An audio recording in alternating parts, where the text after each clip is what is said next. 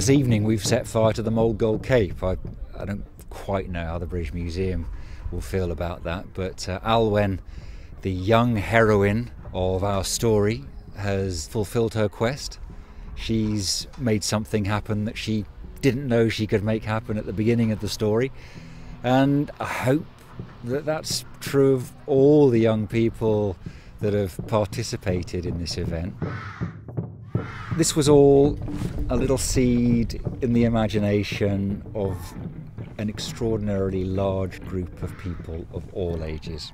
And from a story have come drawings, from drawings have come prints, from prints have come animated characters, from animated characters have come puppets, and tonight puppet performances with storytellers, dancers, music, the lot really.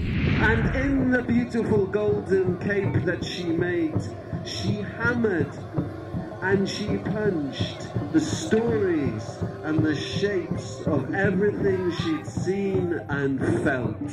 Denby Castle has an extraordinary connection with the landscape around it, which is where all the people that have participated in this project live. And so if they, as a result of this, can look at the castle not as something that is dead and of the past, but is something that is alive and of today, then, well, I guess that's mission accomplished, isn't it?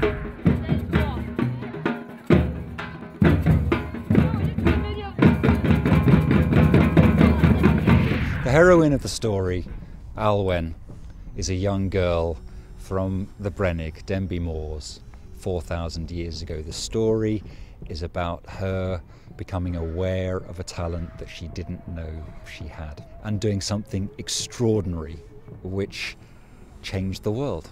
And if everyone of all ages can go away from this thinking we can change the world, we can make things happen, then that will be a fantastic thing.